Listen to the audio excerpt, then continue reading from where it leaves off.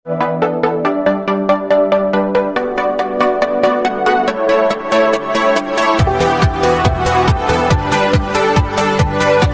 Everyone, मैं आपकी little फिजोशी आपका लिटिल फिजोशी चैनल में स्वागत करती हूँ। आज का मैं पार्ट लेके आ गई हूँ। कल मैं पार्ट डाल नहीं पाई थी, उसके लिए आई एम सो सॉरी। मैं थोड़ा बिजी थी, उसके लिए सॉरी। पर आई होप आप लोगों वाला पार्ट अच्छा लगेगा। तो चलो शुरू करते हैं। लेकिन उससे पहले मैं आप लोग से एक बात बोलना चाहती हूँ। प्लीज़ मेरी वीडियो को लाइक करना, मेरे चैनल को सब्सक्राइब करना, और प्लीज़ अगर आपको ये वीडियो अच्छा लगता है तो प्लीज़ कमेंट क्या करो, जिससे मुझे पता चल सके आपको पार्ट अच्छा लग रहा है या नहीं। कोई प्रॉब्लम है स्टोरी में, अगर आपको स्टोरी में भी कोई प्रॉब्लम दिखती है तो प्लीज़ बताओ, जिससे कि मैं उसे सुधार सकूँ, उसे इम्प्रूव कर सकूँ। शाहजहान के साथ जो था वो बिजनेस पार्टनर्स को अटेंड कर रहा था और उनसे मिल रहा था एज शाहजहान सुमेगा। तभी वहाँ पे उसके पास मिसेस शाह और यानली आती हैं। वो ईबू को अपने साथ लेके जाने लगते हैं। तो ईबू कहता है हम कहाँ जा रहे हैं। तो मिसेस शाह कहती है तुम्हारे रूम में। ईबू कहता है ओह अच्छा। ईबू थोड़ा मन में खुश रहता है कि चलो अब उसे इतने सारे लोगों से नहीं मिलना पड़ेगा, वो जाकर थोड़ा रेस्ट कर सकता है, क्योंकि वो सुबह से सच में बहुत थक गया था। तो ईबू रेस्ट करने के लिए जा रहा होता है। तो जब वो रूम का गेट खुलता है ना, जब मिसेस शाओ, यीबो और यानली जब रूम पे पहुंचते हैं और रूम का गेट जो होता है वो ओपन होता है, तो यीबो जो देखता है वो शॉक हो जाता है, क्योंकि रूम जो था वो प्रॉपर वे में डेकोरेटेड था। ये पूछो कि रूम को डेकोरेटेड देख के थोड़ा शॉक्ड था। वो पूछते कि रूम इतना डेकोरेटेड क्यों है। मिसेस शाओ या फिर यानली कुछ जवाब देती है, उससे पहले पीछे से आवाज़ आती है कि इट्स योर फर्स्ट नाइट। तो ये जो पीछे मुड़ के देखता है, वहाँ पे शाओ फेंचिंग खड़ा था शाओ जाओचिंग के साथ। ये वो पहले तो बहुत ज़्यादा शॉक्ड हो जाता है। वो कहते क्या, ये वो क्या आता है, हाँ आज तो उनकी वेडिंग हुई है, इट्स हिज फर्स्ट नाइट। ये वो बहुत ज़्यादा डर जाता है उसको देख करके ऐसे। तो मिसेस शाओ कहती है शाओ फेंचिंग तुमने उसे बेकार में डरा दिया। तो शाओ फेंचिंग कहते हैं मैंने क्या डरा है, मैंने तो सब बस वही बताया जो सच है। तो मिसेस शाओ जो होती है वो शाय करती हैं, कहती वो इतना डरने की कोई ज़रूरत नहीं है, ऐसा कुछ नहीं होगा, तुम ठीक रहोगे। और वैसे भी तुम और शाहजहान तो एक दूसरे से पहले से प्यार करते हो। ये पूछो कि बहुत बुरी तरीके से अब डर चुका था, पर अब कुछ नहीं हो सकता था। अब उसे अंदर जाना ही पड़ेगा, क्योंकि मिसेस शाह और Yanli, Shao Zhao Cheng, Shao fencing सब यहीं पे हैं। ये वो कुछ कर भी नहीं सकता, कुछ नहीं होगा, कुछ नहीं होगा। ये वो खुद को मन में ऐसा ही कह रहा था, और अब वो कर भी क्या सकता था। मिसेस शाह जो थी वो ईबू को अंदर लेकर के जाती है और ईबू को बेड पे बिठा देती है। ईबू तुम यहाँ पे आराम से बैठो, मैं अभी थोड़ी देर में शाहजहान को भेजती हूँ। ईबू जो कि कह रहे थे क्यों मॉम, क्यों मत भेजो, मत भेजो उन्हें, उन्हें बाहर ही रहने दो, मत बुलाओ उन्हें, मैं ठीक हूँ यहाँ पे, मैं अकेले आराम से बेड पे सो सकता हूँ। पर ईबू कुछ कह नहीं सकता था। ईबू अंदर से बहुत ज़्यादा डरा हुआ था। मिसेस जो शाह थी उन्होंने ईबू के फेस पे दोबारा से वेल जो था वो डाल दिया था।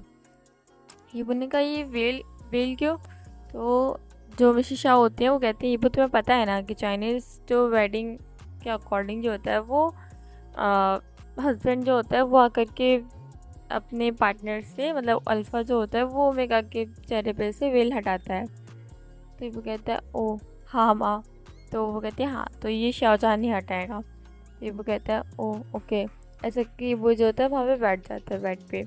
जो मिसेस शाओ और यानले और शाओ जाओ चेंग और शाओ फेंसिंग वो जो होते हैं वो रूम से चले जाते हैं, रूम का गेट बंद करके।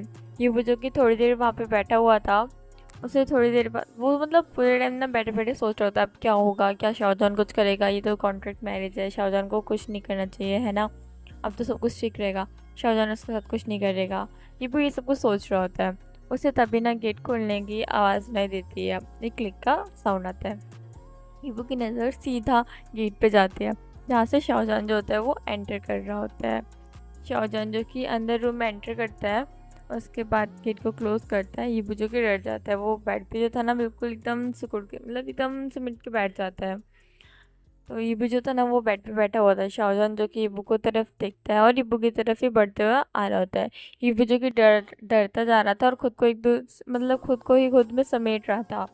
शाहजहान जो कि आता है वो ईबू की तरफ पास आके खड़ा हो जाता है, फिर ईबू का वेल हटा देता है। ईबू जो था वो शाहजहान की तरफ दिखता है। शाहजहान जो कि नीचे की तरफ झुकता है। ईबू थोड़ा डर जाता है। ईबू और सिकुड़ जाता है और कहता है प्लीज़ प्लीज़ कुछ मत करो प्लीज़, ये तो कॉन्ट्रैक्ट मैरिज है, तुम कुछ नहीं कर सकते। शाहजहान ने पहले तो ईबू को ऐसे देखा कि लाइक सीरियसली इतना डर रहा है, किस लिए। फिर शाहजहान को थोड़ा हिट करता है रूम को डेकोरेट करके और डेकोरेशन वगैरह को देख करके, तो शाहजहान समझ आता है। शाहजहान के फेस पे ना स्मक आ जाता है। शाहजहान जो कि ईबू के हाथ पकड़ता है और उसके मतलब ऊपर हेड पे पिन कर देता है ईबू को। और ईबू की तरफ देखते कहते तुम क्या कह रहे थे नीचे पार्टी हॉल में, तुम क्या कह रहे थे? ईबू कहते हैं मैंने क्या कहा, मैंने कुछ नहीं कहा। शाहजहां ने कहा तुम चाहते हो कि मैं बिजनेस ट्रिप पे चले जाऊँ, मैं वापस ना हो 1 साल तक। ईबू जो कि डर जाता है, वो कहते क्या शाहजहां ने सब कुछ सुन लिया था क्या? अब वो ईबू को पक्का ही मार डालेगा। आज तो ईबू मतलब बचेगा ही नहीं। आज तो ईबू गया, उसे नहीं बोलना चाहिए था, वो इतना ज़्यादा क्यों बोलता है। ईबू ये सब सोच रहा होता है और धीरे धीरे मतलब बोल रहा होता है। ईबू की हैबिट थी, ईबू जब भी कुछ सोचता था ना वो धीरे धीरे बोलने लगता था। शाहजहां जैसे सब कुछ सुनाई दे रहा था और उसे बहुत ज़्यादा हंसी आ रही थी, पर वो खुद को कंट्रोल करता है, वो नहीं हंसता है। तो ईबू जो था ना वो कहता है नहीं नहीं, मैं ऐसा कुछ नहीं कह रहा था, वो आपने गलत सुना होगा, आप कुछ भी बोल रहे हो, ऐसा कुछ नहीं हुआ था। शाहजहां कहते नहीं तुमने यही कहा था, मैंने अच्छे से सुना था। वो कहते नहीं मैंने ऐसा कुछ नहीं कहा था। शाहजहां जो कि शाय करता है, हाँ कहता है अच्छा ठीक है, क्योंकि ईबू का जो था फेस बहुत ज़्यादा रेड हो चुका था, ईबू बहुत ज़्यादा डरा हुआ लग रहा था, ईबू के पूरे फेस से स्वेट आ रहा था। शाहजहां समझ जाता है कि वो सच में बहुत ज़्यादा डर गया और उसके साथ अभी ऐसा मजाक नहीं करना चाहिए। शाहजहां जो था वहाँ से अपनी पिल्लो उठाता है और वहाँ से हट जाता है। ये वो जो कि शौक था, क्योंकि उससे अपने ऊपर कुछ भी फील नहीं हो रहा था, जो उससे अभी हैवी वेट फील हो रहा होता है वो अब नहीं था, उसे बहुत हल्का और लाइट फील हो रहा होता है। ये वो जब थोड़ी अपनी आंखें खोल करके देखता है शाहजहां उसके पास नहीं था, शाहजहां वहाँ से जा चुका है। ये वो थोड़ा शाय करता है और फिर देखता है उधर उधर रूम में, तो देखते हैं कि शाहजहां जो है वो काउच पर जा कर के लेट चुका है। ये वो जो कि शाय करता है और आराम से थोड़ा बेड पे लेट जाता है। वो जो कि इन कपड़ों में कंफर्टेबल फील नहीं कर रहा होता है। शाहजहां जिसने ऑलरेडी कंप्लीट मतलब क्लोथ्स जो होते हैं वो चेंज कर रखे हैं नाइट क्लोथ्स में। तो शाहजहां नीबू की साइड देखते हैं तो देखते हैं कि वो जो है वो कपड़ों में कंफर्टेबल फील नहीं कर रहे। तो शाहजहां कहता है तुम जाके इन्हें चेंज करके आ सकते हो। तो ये वो कहता है पर मेरे पास नाइट क्लोथ्स नहीं है। शाहजहां कहता है अलमीरा में है तुम्हारे लिए। तो ये वो कहता है ठीक है। ऐसे करके ईबू उठता है और जाकर के अपना क्लोथ्स वगैरह देखता है वहाँ पे। तो हाँ ईबू के साइज़ के वहाँ पे बहुत सारे नाइट क्लोथ्स और भी तरह के क्लोथ्स नॉर्मल डेज़ के लिए क्लोथ्स थे। तो ईबू जो था उनमें से एक नाइट क्लोथ उठाता है और बाथरूम में भाग जाता है चेंज करने के लिए। शाहजहां उसे कुछ समझ में नहीं आ रहा था कि उसके साथ क्या हो रहा है। उसने ये चीज़ें कभी पहले किसी के साथ नहीं की होती हैं, पता नहीं क्यों उसे ईबू के साथ ये सारी चीज़ें मजाक मस्ती करने का क्यों मन कर रहा था। क्यों? शाहजहां का ये नेचर नहीं है। शाहजहां का नेचर कोल्ड एंड डार्क है। शाहजहां कभी हंसना पसंद नहीं करता और किसी के साथ मजाक करना पसंद नहीं करता। फिर क्यों शाहजहां का ये सब करने का मन करता है ईबू के साथ? क्यों ईबू को उसे डराने का या उसके साथ मजाक करने का मन करता है? क्यों उसे ईबू के फेस एक्सप्रेशन बहुत अच्छे लगते हैं? शाहजहां को कुछ समझ में नहीं आ रहा होता है, पर शाहजहां इतना ज़्यादा नहीं सोचता है। शाहजहां आँख बंद करके सो जाता है क्योंकि कल एक इम्पॉर्टेंट डे है। ईबू जो कि आकर के बेड पे लेट जाता है। ईबू जब लेटा हुआ था तो जो शाहजहां की साइड जब वो टर्न होता है ना, तो उसके नेक में एक नेकलेस था जो कि बहुत प्यारा था और बहुत सुंदर था। वो जो था ना नेकलेस, वो ईबू के करवट लेने की वजह से मतलब जो था वो निकल के बाहर आ जाता है। उसने अपने क्लोथ में छुपा रखा था, मतलब जैसे नेक में पहने नहीं होते हैं तो हम वो टी शर्ट पहने तो हम टी शर्ट के अंदर ही रखते हैं, उसे बाहर नहीं निकालते, वैसे ही ईबू ने भी कर रखा था। ईबू ये नेकलेस हमेशा छुपा के रखता था। ईबू के फेस के सामने जब वो नेकलेस आ जाता तो ईबू अपने उस नेकलेस को देखता रहता है और ईबू के मन में भी बहुत कुछ चल रहा था, पर क्या चल रहा था कुछ समझ में नहीं आता। ईबू बहुत ज़्यादा डीप थिंकिंग में था।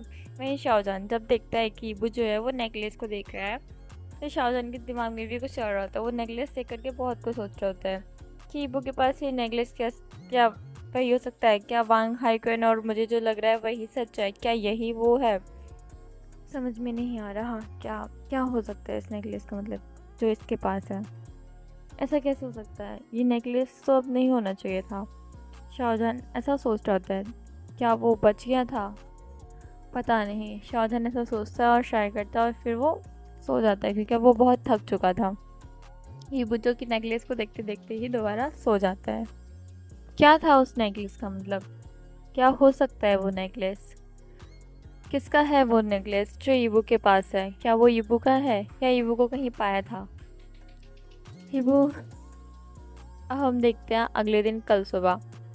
सभी लोग जो थे वो डाइनिंग रूम में थे, मतलब लिविंग रूम में थे। उन लोग को एक सर्वेंट आता है, वो कहता है कि मिस्टर मिसेस वांग आ चुके हैं उनके बेटे के साथ।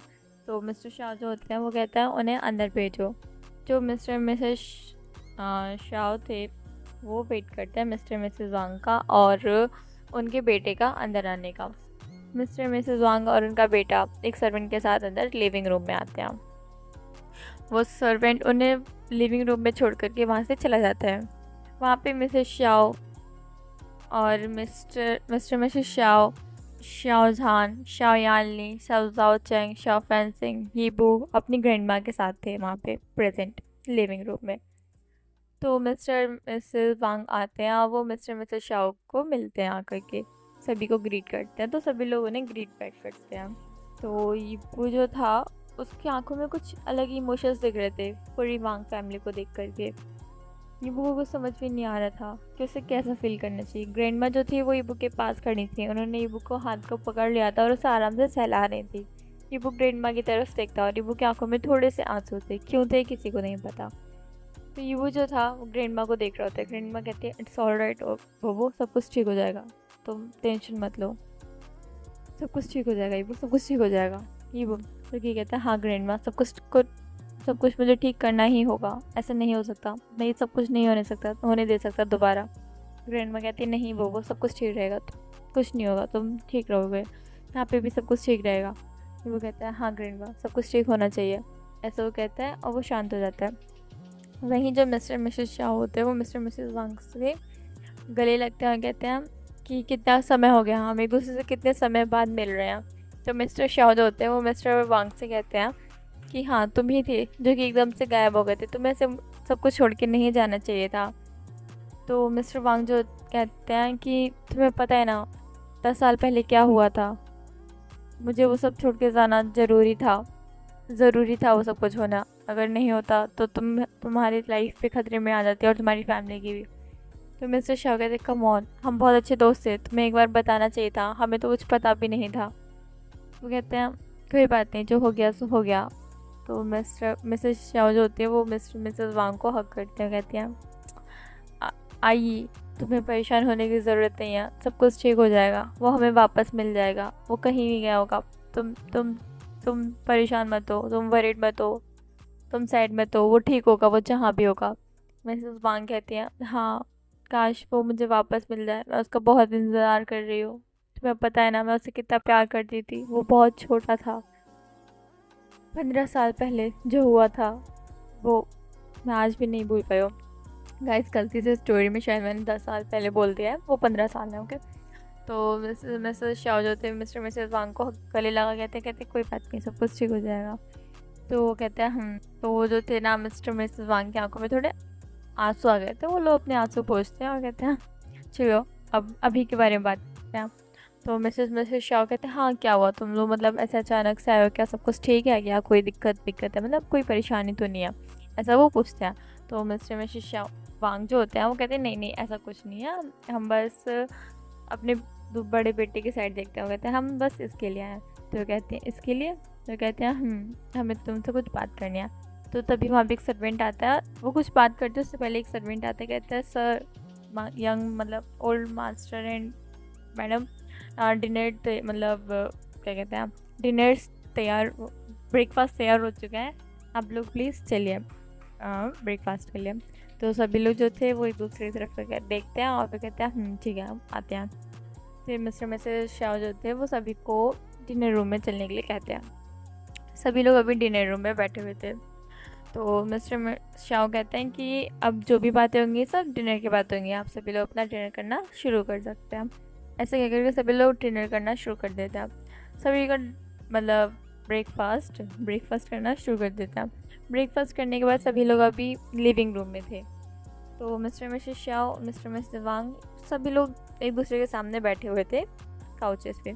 ये वो जो कि वहाँ से उठने वाला होता है, तो मिसेस शाओ कहती है कहाँ जा रहे हो वो रुक जाओ। तो मिसेस वांग जो होती हैं वो कहती हैं ये मैंने यही शाओ जान का ओमेगा हस्बैंड। तो कहती है हाँ मैंने इसे कल देखा था, ये बहुत प्यारा दिखता है। ऐसा कह करके मिसेस वांग जो होती है वो ईबू के पास आ जाती है और ईबू की चिक्कू पकड़ती हैं।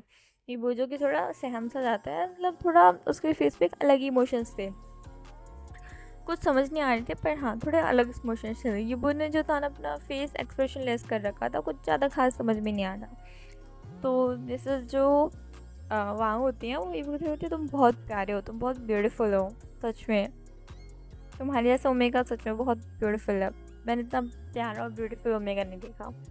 तो जो ईबू कहता है थैंक यू मिसेस वांग, ऐसे कह के ईबू जो था वो थोड़ा सा वो करता है मिसेस वांग के सामने। मिसेस वांग कहती कम ऑन, तुम्हें इतनी फॉर्मेलिटी करने की ज़रूरत नहीं है, तुम मुझे आंट बोल सकते हो, मैं शाहजहान की काइंड ऑफ आंट लगती हूँ रिश्ते में, तुम मुझे भी आंट बुला सकते हो। तो ईबू कहता है ओके आंट। तो मिसेस वांग जो होती हैं वो कहती है वाह तुम बहुत क्यूट और तुम्हारी आवाज़ भी बहुत प्यारी है, ऐसे कह के वो ईबू के बालों को रफल करती हैं और कहती हैं हम सच में बहुत क्यूट हो, ऐसे करके उसके चिक्स को जो है थोड़ा सा पुल करती है, वो कहते हैं आउच। तो जो मिसेस वांग कहती है वाह तुम्हारी चिक्स भी बहुत सॉफ्ट है। तो ये वो कहता है ऐसे करके जो मिसेस वांग थी तभी उन्हें पीछे से आवाज़ आती है, तो मिस्टर वांग की आवाज़ थी। वो कहते हैं आई उसे परेशान मत करो, तुम उसे परेशान कर रही हो। तो जो मिसेस वांग होती है कम ऑन, मैं परेशान नहीं कर रही हूँ, मैं तो उससे बस प्यार कर रही हूँ, वो बहुत क्यूट है, उसको चिक्स कितना सॉफ्ट है। मिस्टर वांग कहते हैं आई ये सही नहीं है, इट्स बैड मैनर। तो जो मिसेस वांग कहती है कम ऑन चिरन, तुम ऐसे कुछ भी नहीं बोल सकते, मैं ये कोई बैड मैनर्स नहीं है, मैं बस उसको थोड़ा सा प्यार कर रही हूँ, वो बहुत उसकी चिक्स में बहुत सॉफ्ट है, मैं बस उसको टच कर रही हूँ। तो मिस्टर वांग जो होते हैं वो कहते हैं किसी की परमिशन के बिना टच करना बैड मैनर्स। तो आई कहते कम ऑन ओल्ड मैन। तो वो जो ईबू को था ना ये थोड़ा देख के हंसी आ रही थी, कैसे मतलब जो मिस्टर मिसेस वांग जो हैं वो एक दूसरे से बहस कर रहे हैं, कैसे मिसेस वांग जो है वो मिस्टर वांग को ओल्ड मैन कह रही हैं। तो मिस्टर वांग जो कहता है हाँ यू ओल्ड वुमेन आके यहाँ पे बैठ जाओ, तो कहते तुम होगे ओल्ड मैन, मैं नहीं ओल्ड वुमेन, ऐ बड़े, ऐसे कह के वो जाकर ही शांति से चिरन के पास बैठ जाती हैं। तो ईबू जो था वहाँ से उठ के जा रहा था, तो मिसेस शाह कहती है ईबू तुम कहाँ जा रहे हो। तो वो कहता है वो मॉम मैं ना मतलब किचन में जा रहा हूँ, मुझे थोड़ा सा काम है। तो ईबू की बात सुन के जो मिसेस शाह होते हैं कहते हैं ठीक है तुम थोड़ा जल्दी आना। ईबू कहता है मैं अपना फ़ोन भूल गया हूँ, मतलब वो लेके आ रहा हूँ। तो मिसेस शाह जो होते हैं कहते हैं ठीक है लेके आ जाओ। ईबू जो था वो रूम की तरफ चला जाता है। ईबू जब रूम में जाता है ना तो उसकी आंखों से जो थे ना कुछ आंसू की बूंदें निकल जाते हैं। कहता है मैंने आपको बहुत मिस किया, मैंने आपको बहुत मिस किया, ऐसे ही ईबू की आंखों से थोड़े आंसू निकल जाते हैं। ईबू जो कि रूम से आ रहा होता है उसने ध्यान नहीं दिया होता है कि उसका लॉकेट जो होता है वो बाहर होता है। तो उसका लॉकेट जो था वो शाहजहां ने देखा और शाहजहां ने वांग हाईक्विन की साइड देखा, वांग हाईक्विन ने भी शाहजहां की साइड देखा और नोट किया। शायद वांग हाईक्विन भी उसी लॉकेट को देख रहा था और शाहजहां को किसी चीज़ का अप्रूवल दे रहा था। तो शाहजहां ने शाय किया। हाँ शाहजहां सोचता कि वो सही था, वो जो सोच रहा था वही है। ये वो जिसने जब ध्यान नहीं दिया था उसके पास ग्रैंडमा आती है, वो कहती हैं ये तुमने क्या कर रखा है, ये क्या। ये वो की ग्रैंडमा जो होती है उसे वो लॉकेट दिखाती हैं। तो ईवो कहता है शिट ग्रैंडमा मुझे ध्यान नहीं रहा था। ईवो जो था ना वो जल्दी से अपना लॉकेट जो होता है वो अंदर डाल लेता है, अपने टी शर्ट के अंदर, शर्ट के अंदर जो भी है उसके अंदर टक इन कर लेता है। तो ग्रैंडमा कहती है ईवो तुम्हें ध्यान रखना होगा, तुम्हें पता है ना तुम यहाँ पे किस लिए आए हो। वो कहता है हाँ ग्रैंडमा मुझे याद है, मैं नहीं भूला हूँ, ऐसा कहता है वो। और जो था ना वो कहता है मैं ध्यान रखूँगा आगे। ग्रैंडमा कहते हैं तुम्हें ध्यान रखना ही होगा वो, इतनी जल्दी सच बाहर नहीं आना चाहिए। तो वो कहता है ग्रैंडमा मैं ध्यान रखूँगा। वो कहता है तो ग्रैंडमा कहते हैं मेरे बच्चा, ऐसे कहिए। वो ईबू के जो था ना बालों को सहलाती हैं। वो कहता है ग्रैंडमा हम चलें। तो ईबू के ग्रैंडमा होते हैं, वो कहते हैं ईबू जो था वो आकर के सभी के साथ बैठ जाता है अपनी ग्रैंडमा के साथ। तो मिसेस जो शाह होती हैं वो मिसेस वांग से कहती हैं कि मतलब आपको कुछ बताएं कि मतलब यहाँ पे क्या है, क्या सब कुछ ठीक है, हम थोड़े वरिड हैं, आप बस हमें डराएं ना। तो मिसेस वांग जो होती हैं वो कहती हैं अरे अरे तुम डरो नहीं आयु, ऐसा कुछ नहीं है, सब कुछ ठीक है, हम यहाँ पे अपने बड़े बेटे की शादी करने बात करना चाहते हैं। हम अपने बेटे वांग हाईक्विन के बेटे की मतलब वांग हाईक्विन की शादी की बात करना चाहते हैं। तो मिसेस शाह कहती हैं क्या किसके साथ। मिस्टर शाह भी हैरान होते हैं, तुम वांग हाईक्विन की शादी करवाना चाहते हो, वाओ अच्छी बात है, पर किसके साथ, और तुम यहाँ शादी के लिए। तो कहते हैं तुम्हारे बेटे शाओ जाओचेंग के साथ। तो सभी लोग शॉक्ड, कहते हैं क्या शाओ जाओचेंग की शादी वांग हाईक्विन के साथ। तो मिस्टर शाओ भी और मिसेस शाओ भी शॉक्ड। शाओ जाओचेंग जो कि शांति से बैठा होता है वो अपने फ़ोन में देख रहा होता है, उसको इतना बड़ा शौक लगता है, उसके हाथ से फ़ोन गिर जाता है। वो कहते हैं क्या मेरी शादी। तो सभी लोग कहते हैं मतलब जो मिस्टर मिसेस वांग होते हैं वो कहते हैं हाँ हमें तुम अच्छे लगे और वांग हाईक्विन को भी तुम अच्छे लगते हो, तो तुम्हारी शादी करवाना चाहते हैं। तो जाओचेंग कहते हैं नहीं ऐसा ऐसा नहीं हो सकता। तो मिस्टर मिसेस शाओ कहते हैं हाँ हमने क्यों नहीं सोचा, ये तो बहुत अच्छा रिश्ता होगा, ये बेस्ट रिश्ता होगा। हम हमारी फ्रेंडशिप वांग हाईक्विन मतलब जो मिस्टर शाह होते हैं वो मिस्टर वांग की साइड देख के कहते हैं सही है, हमारी दोनों के बच्चों की शादी हो जाएगी तो हमारी फ्रेंडशिप जो है एक रिलेशनशिप में बदल जाएगी, ये तो बहुत अच्छा आइडिया है, ये तुम्हें कहाँ से आया? तो मिस्टर वांग जो होता है वो कहते हैं हमारे बेटे ने ही हमें दिया। इनका मतलब इनका वांग हाइक्वन को शाओ जाओचेंग अच्छा लगता है और वो उससे शादी करना चाहता है, वो उससे प्यार करता है। तो सभी लोग शॉक्ड, वो सब लोग मतलब हाइकन की साइड देखते हैं। तो हाइकन कहते हैं मैं और मिस्टर शाओ जाओचेंग जो है वो एक दूसरे से फ्रांस में मिले थे और मुझे उनसे लव एट फर्स्ट साइट हो गया। सभी लोग शॉक्ड कहते क्या? और शाओ जाओचेंग की साइड देखते हैं, शाओ जाओचेंग से कहते हैं तुमने हमें बताया क्यों नहीं, तुम वांग हाइकन से ऑलरेडी मिल चुके हो। तो वांग हाइकन कहता है मन में मुझे खुद को ही नहीं पता मैं इससे मिल चुका हूँ, मुझे कैसे पता था, पता होता कि यही वांग हाइकन है जब मैंने इससे कुछ इसके बारे में पूछा नहीं, नाम नहीं पूछा।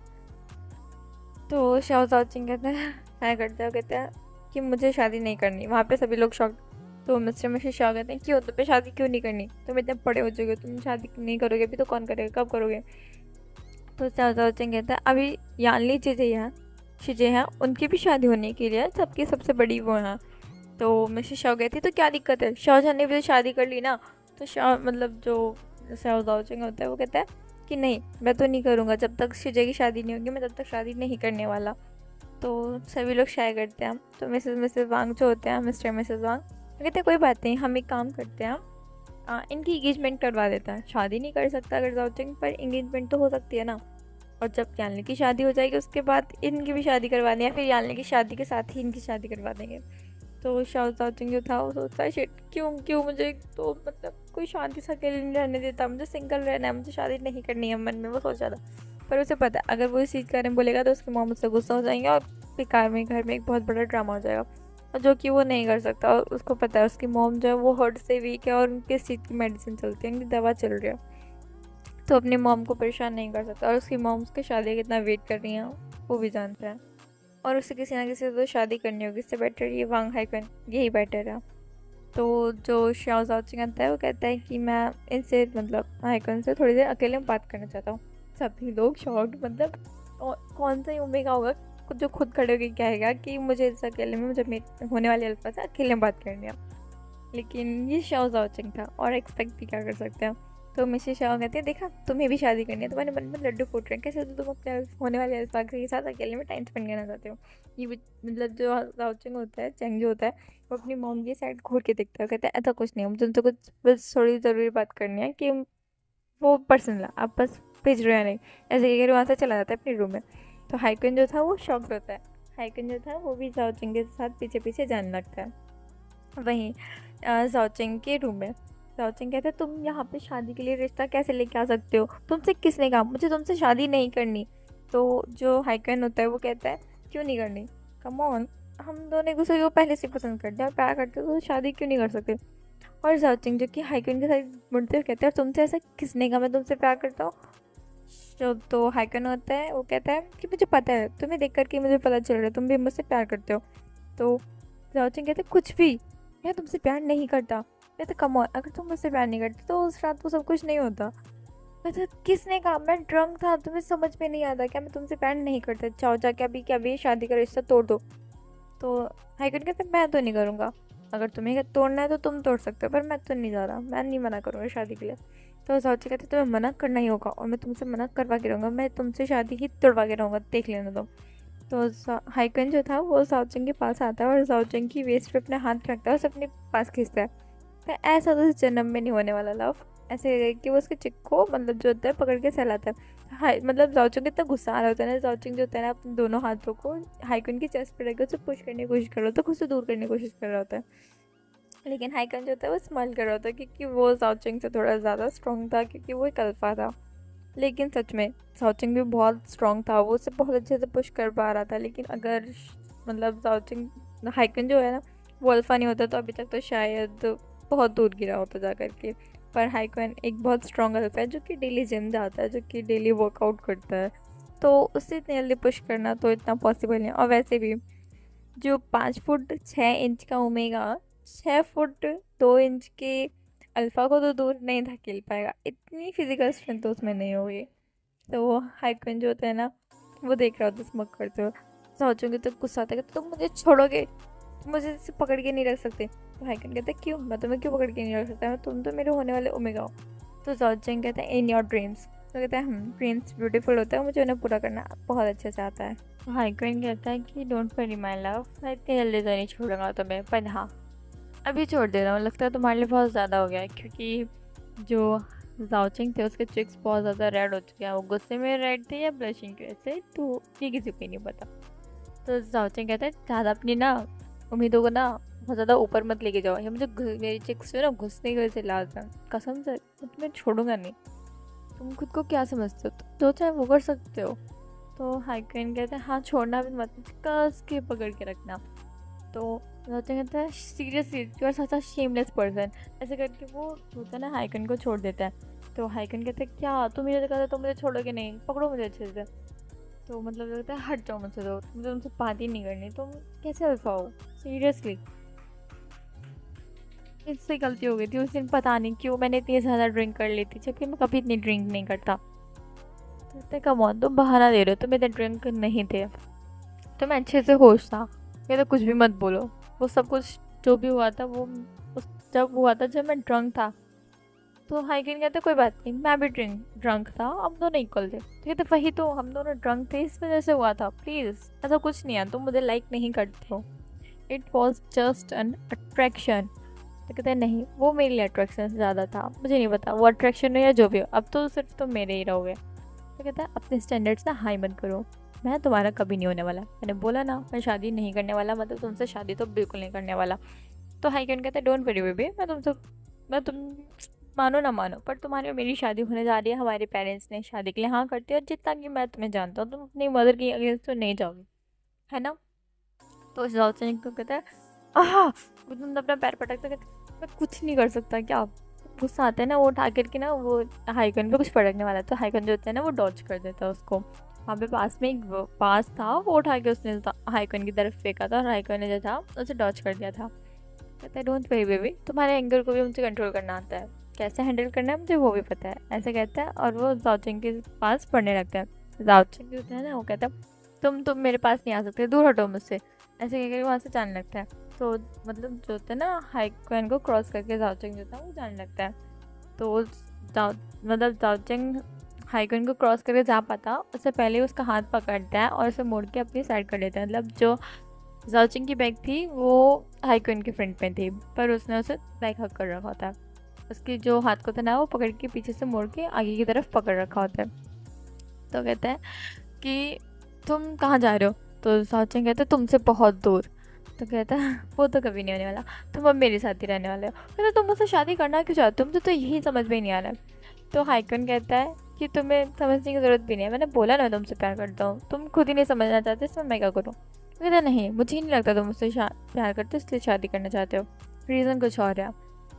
तो हाइकन कहते हैं नहीं यही रीज़न है, मैं तुम्हें पसंद करता हूँ, मैं तुमसे प्यार करता हूँ इसलिए तुमसे शादी करना चाहता हूँ। तो ज़ाओचिंग कहते हैं देखता हूँ तुम कैसे मुझसे शादी करते हो, मैं भी तुम्हें बता दूंगा मैं हूँ कौन। तो हाइकन जो कहते हैं यही एटीट्यूड जो तुम्हारा मुझे पसंद है baby, come on don't worry, तुम मेरी होगी रहोगी और तुम्हें भी मुझसे प्यार हो जाएगा, मैं तुम्हें गारंटी देता हूँ। ज़ाओचिंग कहते हैं तुम अपने स्टैंडर्ड्स को अपने ड्रीम्स को सच में बहुत ज़्यादा हाई लेवल पे लेके जा रहे हो, ऐसा कुछ नहीं होने वाला। और हाइकन कहते हैं डोंट वरी, मुझे अपने ड्रीम्स को पूरा करना आता है बहुत अच्छे से, मैं ड्रीम्स बहुत बड़े बड़े देखता भी और उन्हें कंप्लीट भी करता हूँ, तो तुम टेंशन मत लो, वरिड मत हो मेरी ड्रीम टूटने के लिए। तो वो मतलब ज़ाओचिंग कहता है तुम्हारा ड्रीम टूट जाएगा हाइकन, मतलब अपने मतलब ड्रीम्स से इतने बड़े मत रखो, कहीं ऐसा ना जो तुम्हारे ड्रीम्स जो वो टूटे तुम्हें बहुत बुरा लगे, तुम्हें बहुत दर्द हो और तुम रो। तो हाइकन कहते हैं नहीं मैं कभी भी रोता नहीं हूँ, और मैंने बोला ना मैं जो भी ड्रीम्स देखता हूँ वो पूरे करता हूँ, और तुम तो अब मेरे ही होने वाले हो, ये मैंने कह दिया है और ये सच में होगा। तो ज़ाओचिंग कहते हैं मैं भी देखता हूँ कैसे, मेरा नाम भी ज़ाओचिंग है, ज़ाओचिंग जो बोलता है वो पूरा करके दिखाता है। मैंने कहा ना मैं तुमसे शादी नहीं करूँगा, मतलब तुमसे शादी नहीं करूँगा। ज़ाओचिंग जो होता है वो गुस्से में खुद को छुड़वाने की कोशिश करता है हाइकन से। हाइकन जो होता है वो ज़ाओचिंग को बहुत ज़्यादा कस के पकड़े होता है, कहता है कम ऑन बेबी इतना ज़्यादा गुस्सा मत करो और इतना ज़्यादा मेरी बाहों से बचने की कोशिश मत करो, जितना बचने की कोशिश करोगे ना उतने ज़्यादा ही फंसते जाओगे तुम, याद रखना। तो ज़ाओचिंग कहते हैं डोंट वरी, जितना तुम मुझे कस के पकड़ने की कोशिश करोगे उतनी जल्दी मैं तुमसे छूटूंगा। तो कहते हैं मतलब, कहते हैं तुमने कभी सैंड को देखा है, जितना ज़्यादा कस के पकड़ो वो उतनी जल्दी हाथों से निकलती है। तो हाइकन जो होता है ना वो कहता है इस बार ऐसा नहीं होगा, ये सैंड को भी मैं अपने साथ संभाल के रखूँगा, तो कहते हैं देखते हैं कब तक और कैसे। तो हाइकुन कहता है हम देखते हैं। तो जो हाइकुन था ना वो जाओचेंग को छोड़ देता है, क्योंकि जाओचेंग जो था वो खुद को छुड़वाने की बहुत ज़्यादा कोशिश कर रहा होता है, उससे निकलने की कोशिश कर रहा होता है। हाइकुन कहता है अभी तो छोड़ते हैं, पर फ्यूचर में ऐसा कभी नहीं होगा, याद रखना। ऐसे करके जो होता है ना, हाइकुन वो जाओचेंग को छोड़ के आगे बढ़ने लगता है। वो दोनों जो थे अब लिविंग रूम में थे, तो वो हाइकुन से पूछती है हमेशा शाओ, मतलब हाइकुन से और जाओचेंग से, क्या तुम लोग तैयार हो शादी के लिए? तो कहते हैं हाँ। जाओचेंग कहता है शादी मैं नहीं तोड़ूंगा, शादी तो यही तोड़ेगा, और ये मेरा खुद से वादा है, इससे तो मैं शादी तोड़वा के रहूँगा। तो हाइकुन जो कि सोच रहा था, सोच लो तुम कितने भी तरीके सोच लो शादी तोड़वाने के, पर मैं तो नहीं तोड़ूंगा। अगर तुम नहीं तोड़ सकते तो तुम्हें नहीं तोड़ना, तो मैं तो नहीं तोड़ने वाला। और तुम्हारी आंखों में मुझे दिखता है कि तुम मुझसे भी थोड़ा थोड़ा तो कहीं तुम्हारे लिए मेरे लिए दिल में तुम्हारी फीलिंग्स हैं। तो हाइकुन ना यही सोच रहा होता है। तो जाओचेंग जो कि उसे पता नहीं कैसा लग रहा होता है कि हाइकुन के दिमाग में क्या चल रहा है, उसे बहुत अच्छे से समझ में आ रहा होता है। तो ना जाओचेंग जो कि हाइकुन के पास में खड़ा था ना, कहता अपने होप्स को ना हाई मत रखो, पर मेरे दिल में ना तुम्हारे लिए बिल्कुल भी फीलिंग्स नहीं है। तो हाइकुन थोड़ी शॉक हो जाती है कि जाओचेंग को कैसे पता। तो जाओचेंग की साइड देख लेते हैं, मुझे पता है तुम्हारा दिमाग कहाँ जा सकता है इतनी देर में, तो मैं बहुत अच्छे से समझ चुका हूँ। तो हाइकुन कहते हैं देखा, तुम तो अपने अल्फा को इतनी जल्दी से समझने लगे, मैं प्रिटी हो मैगा। तो जो मतलब कि जाओचेंग होते हैं ना, हाँ, तुम कितनी फ्रस्ट्रेटिंग हो, ऐसे करके उसे दूर थोड़ा जाकर ही बैठ जाता है ईबू के साइड। तभी हाइकुन की नज़र ईबू पे पड़ती है और इसके आंखों में थोड़े अलग से इमोशंस दिखते हैं। ईबू जो कि हाइकुन के देख रहा था, हाइकुन की तरफ ही देख रहा था, उसके चेहरे पे एक सॉफ्ट सी स्माइल थी। तो हाइकुन कहता है हेलो, ईबू के पास आके कहता है। तो ईबू कहता है हेलो। तो हाइकुन जो होता है कहता है तुम मुझे क्वेनगा बुला सकते हो। क्वेनगा? तो ईबू कहता है, तो हाइकुन कहता है क्या मैं तुम्हें बोबो बुला सकता हूँ, बॉडी बुला सकता हूँ? तो ईबू कहता है आप मुझे बॉडी बुला सकते हो। ईबू की आंखों में हल्के से आंसू आ गए थे। ईबू की जो ग्रैंड माँ थी वो बैग ईबू के पीछे से बैग को सहला रही होती हैं। तो ईबू की आंखों में हल्के से आंसू देख करके हाइकुन जो होता है वो कहते हैं तुम्हारी आंखों में आंसू कहाँ है? तो ग्रैंड माँ बात को संभालते हुए कहती हैं कि ईबू का कोई ब्रदर नहीं है ना, इसलिए। तो हाइकुन कहता है ऐसा आप क्यों कह रहे हो, ईबू का ब्रदर मैं हूँ ना। ईबू का ब्रदर है, बोबो का ब्रदर है, मैं हूँ, तो मुझे क्वेनगा बुला सकते हो। तो जो मिसेस जो मतलब कि क्या कहते हैं लैन होती हैं, तो कहती हैं ईबू तुम्हारा आज से एक बड़ा भाई है। तो ईबू कहता है ग्रैंडमा मेरा एक बड़ा भाई है। ऐसे कह करके वो पता नहीं क्यों जल्दी से उठता है, क्वेन को टाइटली हक कर लेता है। क्वेन जो होता है वो ईबू को बैग को सहलाता है, कहता है इट्स ओके बॉडी, तुम्हें रोने की ज़रूरत नहीं है। जाओचेंग जो कि क्वेन के को ही देख रहा होता है वो कहता है क्या सच में ये अल्फा जो है वो इतना अच्छा है? वो ऐसा सोच रहा होता है कि क्या ये रूट नहीं है, मतलब ऑल अल्फा उसके से कोल्ड या फिर डोमिनेट नहीं करना चाहता। ये इंसान को देख के उसे थोड़ा अलग लग रहा होता है, पर वो कुछ कहता नहीं है, ज़्यादा सोचता नहीं है। वहीं जो हाइक्वेन था वो ईबू को बहुत प्यार से संभाल रहा होता है, ईबू की बैग को बहुत प्यार से सहला रहा होता है, कहते हैं इट्स ऑल राइट, सब कुछ ठीक है, तुम्हें रोने की ज़रूरत नहीं है। हाइक्वेन की वॉइस भी थोड़ी नम से हो गई थी, जैसे उसकी आंखों में भी आंसू आ गए हो। लेकिन ईबू जो कि हल्के देखता है तो हाइक्वेन के फेस पे ऐसा कोई स्पेशल इमोशन नहीं था, पर हाँ थोड़े सॉफ्ट एक्सप्रेशन थे ईबू के लिए। ईबू कहते हैं थैंक यू क्वेन का, मुझे अच्छा लगा कि आपने खुद को मेरा बड़ा भाई बोला। तो हाइक्वेन कहता है मैं क्यों नहीं बोल सकता, क्या तुम मुझे अपना बड़ा भाई नहीं मान सकते? मुझे तुम्हें देख करके मेरे छोटे ब्रदर की याद आती है, तुम बिल्कुल वैसे ही हो, तुम बिल्कुल बहुत प्यारे से वैसे दिख रहे हो, पता नहीं क्यों मेरा दिल कह रहा है कि तुम वही हो। तो हाइक्वेन मतलब ये भी थोड़ा शॉक लगता है, आपका मतलब? तो हाइक्वेन जो होता है अपनी बात को संभालते हुए कहता है मेरा मतलब तो मुझे उसकी याद दिलाते हो। तो ईबू कहता है अच्छा। तो कहता है तुम बिल्कुल कह सकते हो, तुम मुझे अपना बड़ा भाई कह सकते हो। तो हाइक्वेन कहते हैं है ना मॉम डैड? तो जो मिस्टर मिसेस वांग होते हैं वो नोट करते हैं हाँ में। मिस्टर वांग जो होते हैं वो भी ईबू के पास आते हैं और ईबू के मतलब कहते हैं क्या मैं तुम्हें एक बार टच कर सकता हूँ? तो ईबू जो होता है वो हाँ में सर नोट करता है। तो मिस्टर वांग जो होते हैं वो ईबू के बालों को सहलाते हैं, कहते हैं तुम सच में बिल्कुल उसके जैसे, बहुत प्यारे।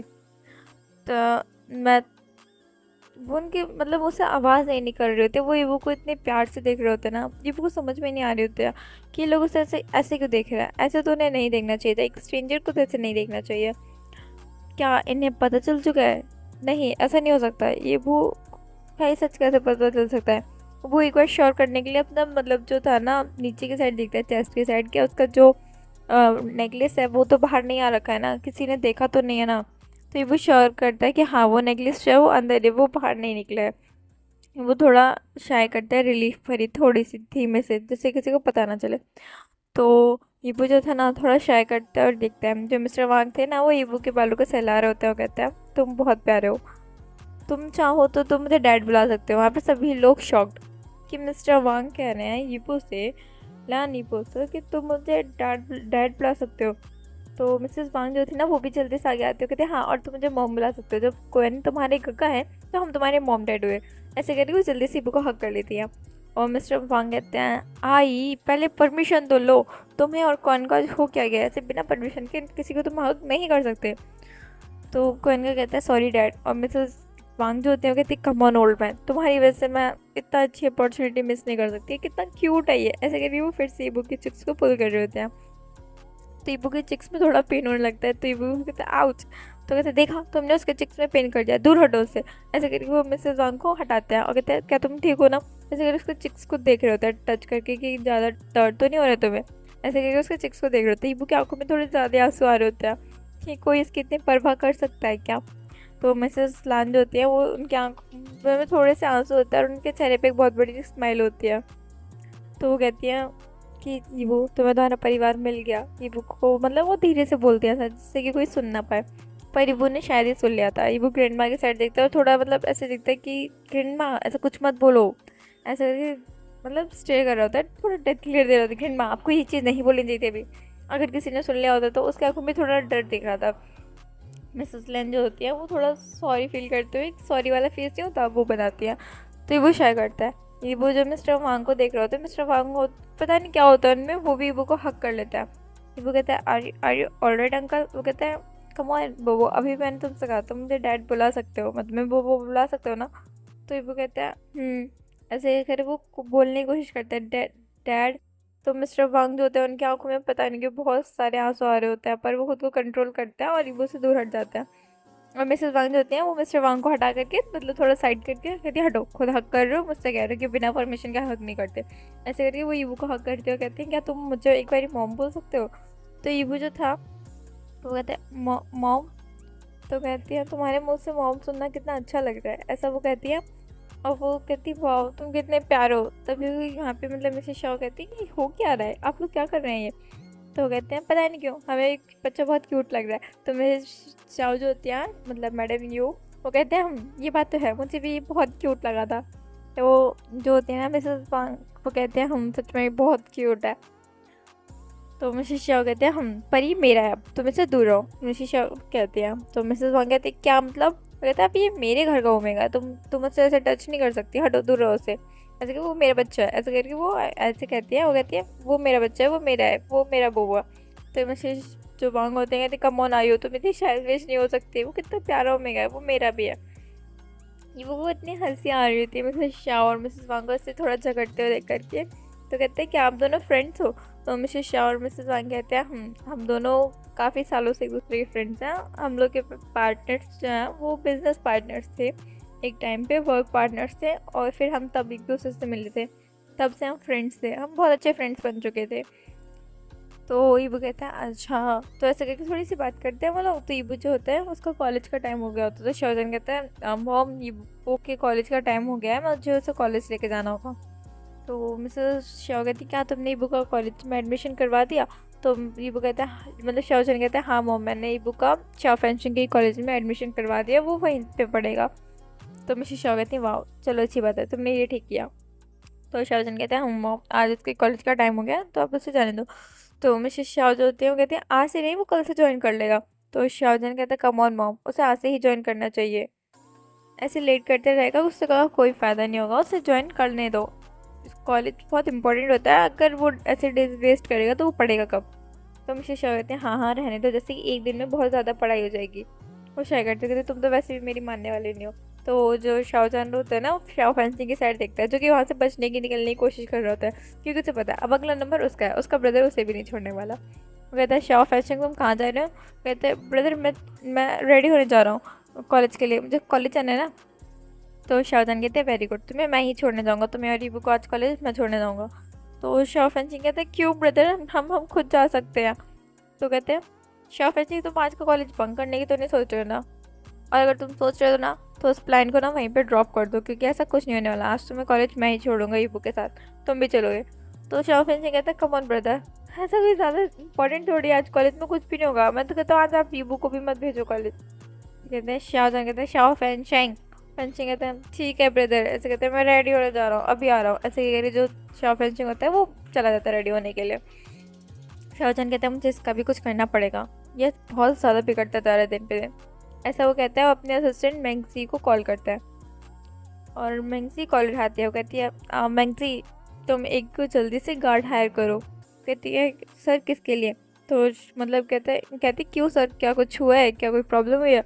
तो शाहजहां कहते हैं नहीं ऐसा कुछ नहीं हुआ है, पर मुझे अपने छोटे ब्रदर शाओ फेंसिंग के लिए एक गार्ड की ज़रूरत है।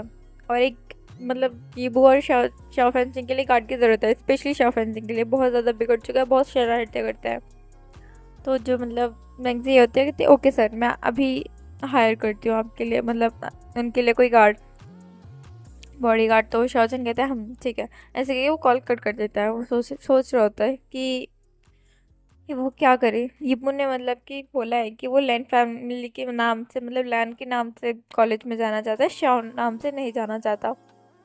यिबू सेफ तो रहेगा ना। फिर शाओजन कहता है अगर किसी को पता नहीं होगा कि यिबू जो है वो शाओ फैमिली से बिलोंग करता है तो यिबू के लिए अभी कोई खतरा नहीं होगा, यिबू सेफ होगा। शाहजहां ऐसा सोचता है, कहता है ठीक है यिबू के लिए सही रहेगा। और अगर मैं यिबू के लिए गार्ड्स हायर करूँगा तो फिर लोगों को पता चल सकता है कि यिबू किसी बड़ी फैमिली से आता है, तो यिबू की लाइफ को थोड़ा खतरा हो सकता है। मैं ऐसा नहीं कर सकता। शाहजहां से सोचता, कहता है यिबू से जो गार्ड्स हैं वो थोड़े फॉर्मल क्लोथ्स में यिबू से थोड़े दूर रखने होंगे, जिससे यिबू को पता नहीं चल सके कि उस पर कोई गार्ड्स, बॉडी गार्ड्स वगैरह नज़र रख रहे हैं या उसकी देखभाल कर रहे हैं। मुझे पता है यिबू को अच्छा नहीं लगेगा। शाहजहां जो था वो अभी मतलब लिविंग रूम से बाहर खड़ा हुआ था। तो शाहजहां के पास एक सर्वेंट आता है। वो कहता है सर ये कुछ पार्सल्स आए आपके नाम से, मतलब कुछ पार्सल्स आए आपके नाम से। शाहजहां उन बैग्स के साइड देखता है। वो कहता है इधर दो, मैं नहीं मंगाया। ऐसे करके वो उन बैग्स को लेता है और लिविंग रूम में आ जाता है, जहाँ पे अभी यिबू, शाओ फैमिली और वांग फैमिली और ओल्ड ग्रैंडी लैन बैठे हुए हैं। तो शाहजहां आता है और यिबू की साइड देखता है, कहता है ये लो जाओ अपने इनमें से क्लोथ्स को चेंज करके आ जाओ कॉलेज के लिए। यिबू कहते हैं कॉलेज के लिए? शाहजहां कहता है मैंने यहाँ पे कुछ कैजुअल क्लोथ्स मंगाए हैं तुम्हारे कॉलेज के लिए। यिबू कहता है ओके। ऐसे करके वो शाहजहां से दो तीन बैग्स थे उनको ले करके जाता है और वहाँ से रूम में चला जाता है। यिबू जो था रूम में जाता है और जा करके देखता है कि वहाँ पे सच में बहुत सारे क्लोथ्स हो चुके थे यिबू के। एक तो यिबू ने अलमीरा में यिबू के लिए शाहजहां ने ऑलरेडी इतने सारे क्लोथ्स मंगा रखे थे, अब शाहजहां ने उसके लिए और क्लोथ्स मंगाया। वो क्लोथ्स जो थे वो थोड़े कैजुअल टाइप के थे, जो कि मतलब थोड़े ऐसे थे जो जो कि कॉलेज में चाहिए होते हैं, थोड़े से फॉर्मल थोड़े से कैजुअल, एकदम परफेक्टली कॉलेज स्टूडेंट्स के लिए। तो ये जो देखता है वो कहता है वाह ये कपड़े तो बहुत सुंदर है, ऐसा वो कहता है। फिर उनमें से एक ब्लू कलर की जो था ना आउटफिट चूज़ करता है, क्योंकि यिबू को ब्लू कलर बहुत अच्छा लगता है, लाइट ब्लू और वाइट कलर यिबू का फेवरेट है। तो यिबू ने उन्हीं दोनों कलर्स का कॉम्बो जो था लिया था। यिबू कहता है वाह कितने प्यारे हैं। ऐसे करके वो यहाँ से वॉशरूम में चला जाता है चेंज करने के लिए। वो जब वो चेंज करके आता है वो देखता है कि वो कितना सुंदर लग रहा है। सच में वो एक बहुत इथेरल लग रहा था, एकदम ऐसा जैसे कि कोई एंजल हेवन से उतर के आ रही हो। यिबू कहता है यिबू तुम क्या सोच रहे हो, तुम खुद ही की सारी तारीफ़ नहीं कर सकते। यिबू ऐसे सोचता है और नीचे आ जाता है लिविंग रूम में। लिविंग रूम में जितने भी लोग थे ना सभी के सभी मतलब आंखें जैसे बाहर ही निकल आए ऐसी थे कि यिबू, क्योंकि यिबू जो था बहुत ज़्यादा ब्यूटीफुल लग रहा होता है, बहुत ज़्यादा सुंदर दिख रहा होता है। यिबू का वो आउटफिट यिबू पे बहुत ज़्यादा सूट कर रहा होता है। वहीं शाहजहां, उसकी तो आंखें यिबू पे ठहर ही गई थी, उसकी नज़र तो यिबू पे से जो थी ना वो हट ही नहीं रही थी।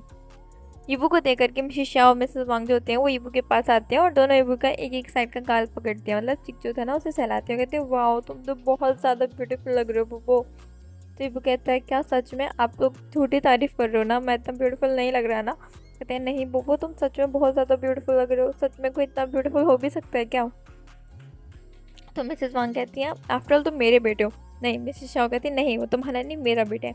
ऐसे क्योंकि वो दोनों झगड़ रहे होते हैं। तो वो कहते नहीं नहीं मैं आप दोनों का बेटा हूँ, आप दोनों प्लीज़ लड़ो मत। तो ग्रैंड माँ कहती हैं पता नहीं बेटा किसी का भी हो पर ग्रैंडसन तो मेरा ही है। ऐसे करके जो होती हैं ग्रैंड माँ आ जाती हैं। तो मिसेस वांग और मिसेस शाओ जो होती हैं वो स्माइल करने लगती हैं, कहते हैं हाँ हाँ ग्रैंड माँ ये आपका ही ग्रैंडसन है। ऐसे करके मिसेस जो लैन होती हैं वो यिबू के चिक्स को पकड़ती हैं और वो कहती हैं यिबू मैं भी आज चली जाऊँगी घर पे वापस। ईबू कहती क्यों ग्रैंडमा, अब आप मुझे अकेला छोड़ के नहीं जा सकती। ईबू की आंखों में थोड़े आंसू आ जाते हैं। ग्रैंडमा कहती है नहीं बोबो, अब ये तुम्हारा हाउस है, तुम्हारा घर है, तुम्हें यहाँ रहना है, पर मुझे जाना होगा ईबू। तो वो कहते हैं नहीं ग्रैंडमा, आप अपने अकेले ध्यान भी नहीं रखोगे, मैं आपको अकेला नहीं छोड़ सकता। तो ग्रैंडमा कहती है नहीं ईबू, तुम मेरे लिए परेशान मत हो, मेरे लिए वरीड मत हो, मैं अपना ध्यान रखूँगी और तुम बिल्कुल भी वरीड मत होना, ठीक है। पर ईबू कहते हैं नहीं ग्रैंडमा, आपके साथ मैं भी चलूँगा। तो ग्रैंडमा कहती है ये वो तुम ये क्या कह रहे हो बेटा, तुम ऐसे नहीं जा सकते, तुम्हें यहीं पे रुकना होगा।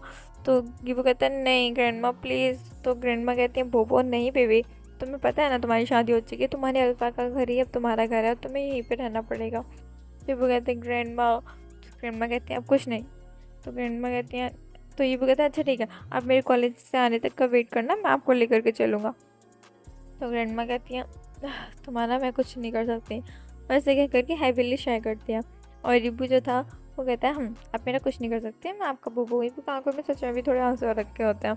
ग्रैंडमा होती हैं वो ईबू को हक करती हैं, उसके बैग को सहलाते हैं, उसके बालों को सहलाती हैं और कहती हैं नहीं बोबो, तुमसे मैं कह रही हूँ ना कि कुछ नहीं होगा, तुम यहाँ पे हैप्पी रहोगे, देखो सब लोग तुमसे कितना प्यार करते हैं यहाँ पे। ये वो कहते हैं हाँ सभी लोग प्यार करते हैं, पर मुझे आपके प्यार की भी ज़रूरत है, आप मेरी ग्रैंडमा, मैं आपको अकेले कैसे छोड़ सकता हूँ, आपकी तबीयत बिल्कुल ठीक नहीं रहती, आप बिल्कुल सही नहीं रहते, अपनी दवा का ध्यान नहीं रखते। तो ग्रैंडमा कहती है पर ईबू मैं यहाँ नहीं रह सकती। तो मेरी शिशा कहती है आप रह जाइए ना, यहाँ पे क्या दिक्कत है, यहाँ पे सब कुछ तो सही है, आपको यहाँ पे अच्छा नहीं लग रहा है कि आपको कोई परेशानी हो रही है, क्या आप किसी चीज़ को मतलब प्रॉब्लम है कोई। तो ग्रैंडमा कहती है नहीं ऐसी कोई बात नहीं है, पर मैं उसी घर में रहना चाहती हूँ जहाँ पे मेरे हस्बैंड ने वो घर बनाया था, मैं उस घर को नहीं छोड़ सकती, वो घर मेरे लिए बहुत मायने रखता है। तो सभी लोग को समझ में आता है कि हाँ सच में ग्रैंडमा वहीं पे बढ़ रही हैं, वहीं पे बड़ी हुई हैं, वो उनके अल्फ़ा के द्वारा बनाया हुआ घर है, उनके हस्बैंड के द्वारा बनाया हुआ घर है, वो उसे कैसे छोड़ सकती हैं, वो उनका घर है। तो ये बात सभी को समझ में आ जाती है। तो शाहजहान कहते हैं डोंट वरी, मैं आपके साथ कुछ सर्वेंट्स को भेजूँगा जो कि आपका वहाँ पे ध्यान रखेंगे। तो ईबू जो था वो शॉक्ड हो जाता है और शाहजहान की तरफ देखता है। तो शाहजहान जो था वो ऐसा कह करके वहाँ से चला जाता है, वो ईबू की तरफ नहीं देखता, उसे पता है ईबू और पूरी फैमिली सभी लोग उसी को ही घूर के देख रहे होंगे, पर शाहजहान कुछ नहीं कहता, वहाँ से चला जाता है। तो वो कहते हैं क्या अभी छान मिस्टर शाओ कहने वाला होता है वो, लेकिन जैसे देखता है कि मिस्टर शाओ की और सभी की नज़र उस पर है, तो कहते हैं कि छानका ने ऐसा। तो मिस्टर शाओ कहते हैं ईबू ज़्यादा मत सोचो, शाहजहान ने सही कहा है, तो कहानी ग्रैंडमा का ध्यान रखने के लिए वहाँ पे एक सर्वेंट का होना ज़रूरी है। पर ईबू कहता है पर उसकी फ़ीस। तो कहते हैं क्या ईबू, हम फैमिली हैं, हम अगर पे करें या तुम पे करो, बात एक ही है। ईबू कहते हैं पर कुछ नहीं, तुम ज़्यादा परेशान मत हो। पर मिसेस सैन भी कहती हैं कि मतलब ग्रैंडमा जो होती हैं वो भी कहती हैं नहीं यार तुम ये सही नहीं है, तुम क्यों मतलब पे करोगी, ऐसा कोई ज़रूरत नहीं है, मुझे सर्वेंट की ज़रूरत है, मैं अपना ध्यान रख सकती हूँ। तो मिसेस शॉ कहती है नहीं ग्रैंडमा, मतलब आंट आप बहुत ज़्यादा बुज़ुर्ग हो चुके हो, अब आपका ध्यान रखना ये ईबू का काम है, और ईबू का काम यानी कि हमारा काम, अगर आप ईबू की फैमिली हो तो हमारी भी फैमिली हुई अब।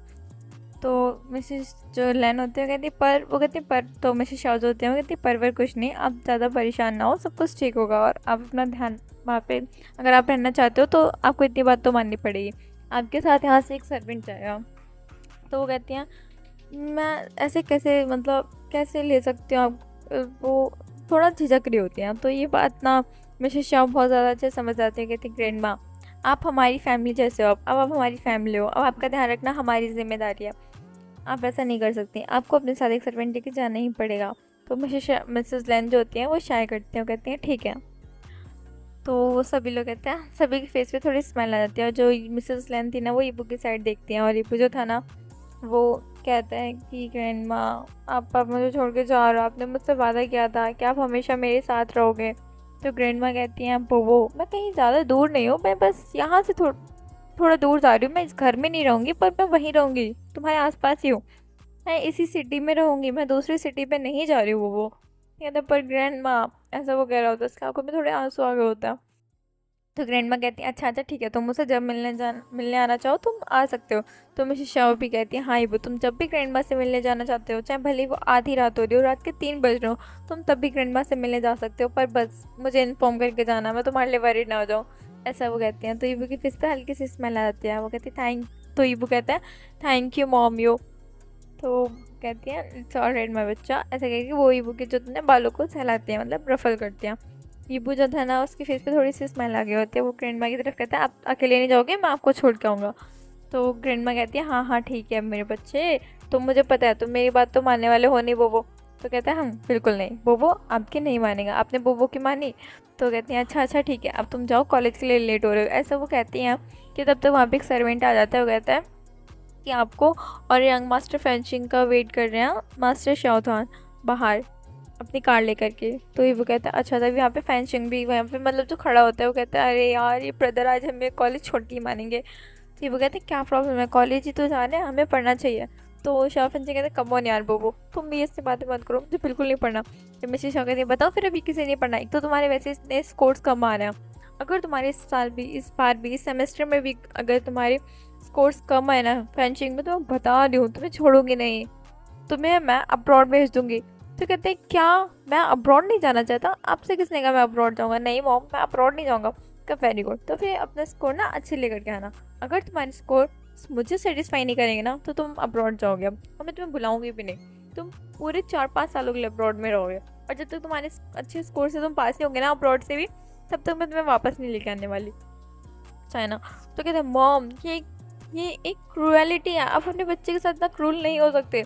उनका होंगी मैं तो होंगी, अगर तुम्हारे स्कोर्स अच्छे नहीं आएंगे तो मैं तो ऐसा ही करने वाली हूँ, मुझे नहीं पता, मुझे तुम्हारे स्कोर्स अच्छे चाहिए।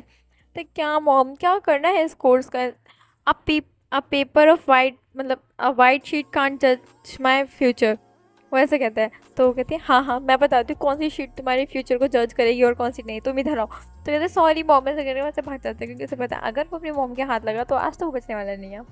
शाहजहां से भी ज़्यादा खौफनाक है उसकी माँ, ऐसा वो सोचता है। ईवो की फेस पे स्माइल आ जाती है और वो कहता है मैं भी चलता हूँ। तो सभी लोग जो थे ना वो ईवो को ऑल द बेस्ट बोलते हैं, कहते हैं ऑल द बेस्ट। तो ईवो कहता है हम, ऐसे कह के वहाँ से चला जाता है। ईवो जब बाहर पहुँचता है तो देखता है कि शाओ फेंसिंग जो कि वहाँ पे शांति से एक वेल मैनर्ड बच्चे के जैसे शांति से खड़ा होता है, नीचे देख रहा होता है। वहीं शाओजन जो कि वहाँ पे शाओ फेंसिंग के साइड घूर के देख रहा होता है। तो शाओ फेंसिंग कहते हैं प्लीज़ ब्रदर ऐसी कोई करने की ज़रूरत नहीं है। ईवो को समझ में नहीं आ रहा होता कि शाओजन और शाओ फेंसिंग के बीच में अभी चल क्या रहा है। कहते क्या ब्रदर आपको ऐसा कुछ करने की ज़रूरत नहीं है, मुझे नहीं चाहिए। कहते तुम्हें ज़रूरत है, शाओजन कहता है, और तुम्हारी हरकतें देखने का तो मुझे लगता है कि वो तुम्हारे साथ 24/7 आवर्स रहेगा। कहते नहीं ब्रदर ऐसा नहीं कर सकते आप। उनसे कहा ऐसा ही करूँगा मैं, अब से वो तुम्हारे साथ हर वक्त रहेगा, हर जगह रहेगा, रात में भी वो तुम्हारे रूम के साथ तुम्हारे रूम के बाहर ही रहेगा, मतलब ऐसा कह रहा होता है। तो नहीं ब्रदर उस इंसान को रेस्ट भी तो करना होगा, एटलीस्ट रात को तो छोड़ दो। शाहजहां कहते हैं तो फिर तुम जो रात को स्नीक आउट करते हो ना वो सब बंद कर दो। तो कहते नहीं ब्रदर वो तो नहीं हो सकता। शाहजहां ने क्या कहा, फेंसिंग ने ये बात धीरे से कही थी लेकिन शाहजहां ने बात सुन ली होती है। तो ये वो सोच रहा था सच में शाहजहां के कान इतने ज़्यादा बड़े हैं क्या, उसे सबको सुनाई देता है, मुझे तक कुछ सुनाई नहीं दे रहा, पर शाहजहां को क्या सुनाई दे गया था, वैसे सोच रहा था। तभी वो शाह फेंसिंग के पास आके खड़ा हो जाता है। शाहजहां नीबू की साइड देखते हुए कहते तुम आ गए। तो ईबू कहता है हम। शाहजहां कहता है ठीक है तो फिर चलो। ये वो सोचता सच में ये इंसान कितना क्रूल है, अपने भाई तक को नहीं छोड़ता, मुझे क्या ही छोड़ेगा, ऐसा ईबू सोच रहा होता है। तो ईबू जो था ना शाहजहां के साथ मतलब ईबू जो था वो शाह फेंसिंग के साथ बैक सीट पे बैठने चाह रहा होता है, क्योंकि शाह फेंसिंग बैक सीट पे बैठ चुका था। शाहजहां सभी को पता है जैसे उसे अपनी प्राइवेसी में दखल ज़्यादा पसंद नहीं है, तो उसका कोई ड्राइवर नहीं है। तो ये वो जो शाहजहां था जो था ना मतलब वो ड्राइविंग सीट पे बैठ चुका था, ये वो बैक सीट पे बैठने जा रहा होता है। शाहजहां नीबू की तरफ देख के कहता है आगे वाली सीट पे आगे बैठो। तो ये वो जो ना डर जाता है थोड़ा। तो ये वो कहते हैं क्या, ये वो कहते हैं नहीं मैं पीछे वाली सीट पे सही हो। तो शाहजहां से यूँ घूर के देखता है, ये वो जो था ना चुपचाप से आके बैठ जाता है, क्योंकि उसे पता है शाहजहां के डेथ स्टेयर थे, अगर ईबू ने शाहजहां की बात नहीं मानी ना तो फिर तो ये हो गया। ईबू ऐसे सोचता है और वो कहता है ये पता नहीं कैसा अल्फा है, कितना रूड कितना कोल्ड, अपनी ही चलाता है, दूसरों को तो बिल्कुल मानता ही नहीं है, सुनता ही नहीं है, पता नहीं कैसे इंसान है ये, इसे किसी पे तरस फरस नहीं आता क्या। ये सब सोच रहा होता है, शाहजहां को मन ही मन में कोस रहा होता है। शाहजहां जो होता है ना ईबू के साथ देखता है, कहते हैं जो भी तुम मन में सोच रहे हो ना वो अभी बंद करना वरना बहुत बुरा होगा। शाह फेंसिंग कहता है क्या ब्रदर आप अपने ओमेगा तक को भी ऐसे थ्रेटन करते हो क्या, ये सही बात नहीं है, आप ऐसे ऐसे वो को धमकी नहीं दे सकते। शाहजहां कहते लगता है तुम्हारी पनिशमेंट कम नहीं हुई है, कम मिली है ना तुम्हें लगता है पनिशमेंट, मुझे लगता है तुम्हारी पनिशमेंट थोड़ी बढ़ा देनी चाहिए है ना फेंसिंग। फेंसिंग कहते नहीं ब्रदर सॉरी सॉरी मैं कुछ नहीं कह रहा था। ये बुझो कि पहले फेंसिंग के साइड होपफुल आइज से देख रहा होता है, लेकिन जब भी सुनते हैं ना फेंसिंग के साइड देखते हैं कि तुमने मुझे धोखा दे दिया, सच्चा ट्रेटेड यू आर। फेंसिंग कहता है कम ऑन वो प्लीज़ सॉरी यार मुझे बचा लो, अगर मेरे साथ तो अगर और कुछ का गाना बुरा किया ना, मैं तो यहीं रो जाऊँगा, ऐसा वाला फेस रिएक्शन था उसका। हीबू को अब समझ में आता है कि उसके फ्रेंड्स जो थे ना उसे क्यों टीज करते हैं शाहजहान की वजह से, क्योंकि फैंचिंग सच में शाहजहान से बहुत ज़्यादा डरता है, कुछ ज़्यादा ही शायद। हीबू शाय करता है। वो लोग अभी कॉलेज में पहुंच चुके थे। शाहजहान जो था वो फेंचिंग को लेकर के नीचे उतरता है। यीबू भी जब नीचे उतरता है तो वहाँ पे देखते हैं बहुत सारे स्टूडेंट्स जो हैं वो यीबू को और शाहजहान को देख रहे हैं। शाहजहान जो था वो यीबू को और शाहजहान को लेकर के डीन के ऑफिस में जाता है, मतलब शाह फेंसिंग को और यीबू को लेकर के शाहजहान जो था वो डीन के ऑफिस में जाता है। यीबू जब डीन के ऑफिस में पहुँचता है वहाँ पे कॉलेज यीबू देख करके बहुत ज़्यादा बड़ा था। पूरे रास्ते यीबू कॉलेज को ही देख रहा था जो कि बहुत बड़ा और सुंदर था। सच में इस कॉलेज को मैं देख मतलब कॉलेज को देख कर ये पता चलता है कि यहाँ पे जो है सारे रिच क्लास के लोग ही पढ़ते होंगे। यहाँ पे उसके जैसा कोई नॉर्मल पर्सन तो पढ़ता ही नहीं होगा, ये वो सब सोच रहा होता है। तभी वो जो था ना वो डीन ऑफिस में पहुँच जाता है शाहजहान के शाह फेंसिंग के साथ। वो तीनों अभी डीन के ऑफिस में थे। डीन जो कि शाहजहान के बारे में सुन करके जल्दी से आता है और शाहजहान को रिसीव करता है। वो कहता है मिस्टर शाह आप यहाँ पे, क्या सब कुछ ठीक है? आप यहाँ पे क्यों आए हैं? क्या सब कुछ ठीक है? क्या कोई दिक्कत हुई है? क्या आपके ब्रदर को कोई दिक्कत हुई है?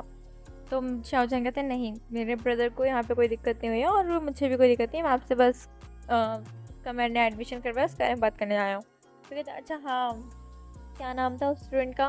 तो शाहजहान कहता है मतलब वो शाहजहान कहता है लानी वो। तो वो हाँ, तो मिस्टर डीन कहते हैं हाँ हाँ वही वही, मैंने उसके सारे डॉक्यूमेंट्स रेडी करते हैं। उसकी क्लास शाह फेंचिंग की क्लास में की है, मिस्टर शाह फेंचिंग की मतलब क्लास में किया, वो उन्हीं के साथ पढ़ेगा। तो शाहजहान कहते हैं दैट्स गुड। ऐसे वो कहता है आई होप कि इन दोनों को, वो कहता है यही है वो। तो मतलब जो मिस्टर डीन कहते हैं क्या यही है वो, मतलब इतना होनहार बच्चा, मतलब जो डीन होते हैं ना वो कहते हैं क्या यही है वो बच्चा जिसके स्कोर्स इतने ज़्यादा हाई थे? तो शाहजहान कहता है हाँ यही है वो। तो वो कहते हैं अच्छा ये सच में बहुत ज़्यादा होनहार बच्चा है, इसे ऐसे ही इस कॉलेज में होना चाहिए था। तो जो मतलब कि शाहजहान कहता है तो कहता है प्लीज़ आप इनका ध्यान रखना, और जैसा कि मैंने आपसे कहा था कि किसी को पता नहीं चलना चाहिए मेरा ओमेगा है। तो मिस्टर डीन जो होते हैं वो कहते हैं ठीक है, मैं इस चीज़ का बहुत अच्छे से ध्यान रखूँगा। तो शाहजहान कहता है ठीक है आप प्लीज़ इसका ध्यान रखना और मैं चलता हूँ। ऐसे करके वहाँ से जो था शाहजहान जो था वहाँ से चला जाता है। वही वो और फेंचिंग जो होता है भी डीन के ऑफिस में थे। तो कहते हैं कि जो मिस्टर डीन जो होते हैं वो ईबू की तरफ और फेंचिंग के साइड आके कहते हैं, उनके सामने आके कहते हैं प्लीज़ अगर आपको कभी भी कोई दिक्कत हो तो आप मुझे बता सकते हैं। तो ईबू कहता है ठीक है, ऐसा वो कहता है। और जो डीन होता है कहते हैं मैं आप लोग को आप लोग की क्लास में भेज देता हूँ, आप लोग के लिए मैं किसी को बुलाता हूँ, आपको आपकी क्लास में ले जाएगा। तो शाह फेंचिंग जो होता है कहते हैं डोंट वरी डीन, मैं ले जाऊँगा ईबू को अपने साथ, हम दोनों आफ्टर ऑल एक ही क्लास में हैं। तो मिस्टर डेनकर कहते हैं कि अरे हाँ मैं तो ये भूल ही गया था, ठीक है फेंचिंग तुम मतलब ये बुक को ले जाओ अपने साथ, और अगर आप लोगों को कोई दिक्कत हो तो मुझे बता देना। तो कहते हैं ठीक है। ऐसे करके वो वहाँ से जो होते हैं ये बुक को फेंचिंग जो होता है अपने साथ लेके जा रहा होता है। ये वो कहता है ये डीन इतना ज़्यादा तुम्हारे ब्रदर से डर क्यों रहा था? कहता है तुम्हें पता है ना मेरा ब्रदर कितना कोल्ड है, उसे हर कोई देख करके डरता है। तो ये वो कहता है जबकि डीन कितने बड़े इंसान हैं। तो कहता है तुम्हें पता नहीं है हमारे मॉम डैड तक शाहजहान से डर जाते हैं कभी कभी। कहते हैं क्या? कहता है अगर जान का गुस्से में हो ना तो पूरी फैमिली भी उनसे डरती है। तो ये भी कहते हैं अच्छा क्या वो इतने ज़्यादा खौफनाक है? तो कहते हैं तुम्हें नहीं पता, तुम लोग तो एक दूसरे को काफ़ी टाइम से जानते हो। वो कहते हैं नहीं सिर्फ 1 मंथ से। तो ओ अच्छा, तो तुम लोग सिर्फ 1 मंथ से डेट कर रहे हो? तो ये वो कहते हैं 1 मंथ से भी नहीं, मैं तो सिर्फ 1 दिन से ही जानता हूँ। वो ऐसा मन में सोच रहा होता है। तो मतलब ये वो कहता है तो शाह फेंचिंग कहता है अच्छा फिर ब्रदर इतनी जल्दी शादी करने के लिए तैयार कैसे? मुझे तो बड़ा डाउट होता है कि ब्रदर को सच में किसी से प्यार हो सकता है। तो ये वो जो कि थोड़ा मतलब चौट में आ जाता है थोड़ा, कहते क्या तुम्हें डाउट हो रहा है मुझ पर? तुम्हें नहीं पता मैं कुछ भी कर सकता हूँ, मैं बहुत स्मार्ट हूँ नो। ऐसे ही बालों को रफल कर रहा होता है। तो जो शाह फेंचिंग कहते हैं तुम हो ही होना, तुम तो कुछ भी कर सकते हो, तुम्हारे जो स्कोर्स पे अच्छा आता है। तो ये वो कहता है कम ऑन यार, स्कोर्स मुझे पढ़ना बिल्कुल पसंद नहीं है। शाह फेंचिंग को सुनकर शौक में कहते क्या तुम्हें पढ़ना पसंद नहीं है? कम ऑन तुम झूठ बोल रहे हो, तुम्हारे स्कोर्स देखे मैंने, तुम्हारी मार्कशीट देखी, सच में तुम्हारे बहुत अच्छे स्कोर्स हैं, तुम्हें देख कर कोई भी कह सकता है कि तुम एक टॉपर हो। ये वो कहता है मैं टॉपर हूँ पर मुझे बहुत घंटों तक पढ़ना पड़ता है तब मैं क्वेश्चन को सॉल्व कर पाता हूँ, मुझे बहुत मेहनत करनी पड़ती है। वैसे कि बहुत ज़्यादा शाय करता है। तो क्या? वो कहता है कहते तुम्हें मैथ्स अच्छी लगती है? ये कहते हैं बिल्कुल नहीं, मुझे मैथ्स बिल्कुल अच्छी नहीं लगती। तो कहते हैं अच्छा। तो फिर वो दोनों थे ना, अब वैसे बात करते करते वहाँ पे पहुँच जाते हैं। तो शाह फेंचिंग कहता है बल्कि तुम्हें पता है इस कॉलेज में सबसे ज़्यादा जो डोनेशंस करते हैं वो हमारी फैमिली है। टीपू कहते हैं अच्छा ऐसी बात है क्या? तो कहता है कहता है इसीलिए मुझे ऐसे मिड सेमेस्टर में एडमिशन मिल गया यहाँ पे। तो शाओ फेंसिंग कहता है वैसे तो अगर ब्रदर चाहते तो मैं किसी भी अच्छे से अच्छे कॉलेज में दिलवा सकते थे, पर हमारे यहाँ पे सबसे ज़्यादा बेस्ट कॉलेज यही है। तो ये भी कहते हैं अच्छा। तो वो दिन से अब क्लास में पहुँच गए थे, तो वहाँ पे जो क्लास में जब पहुँचते तो देखते हैं वहाँ पे शाओ फेंसिंग के जो फ्रेंड्स थे, ने हो सांग और उसका फ्रेंड वो क्या कहता है उसे वांगी फे, चेन सोशन, वो तीनों के तीनों वहीं पे थे। वो तीनों ही इसका मतलब शाओ फेंसिंग का वेट कर रहे थे। वो लोग यूबू को देख के शॉक्ड थे, कहते हैं क्या यूबू भी आज कॉलेज आया? तो कहता है यूबू ने भी अब हफ्ते हमें कॉलेज में यहाँ पे मतलब ज्वाइन कर लिया है। कहते हैं क्या आज से ही? कहता है कहता सच में तुम्हारा ब्रदर ना किसी को भी रेस्ट करते हुए नहीं देख सकता, ऐसा नहीं हो सकता। कहता है वांगी फे कहते हैं तुम्हारे ब्रदर तुम्हें तो छोड़ता नहीं, लगता है अब यूबू भी नहीं बचा करेगा।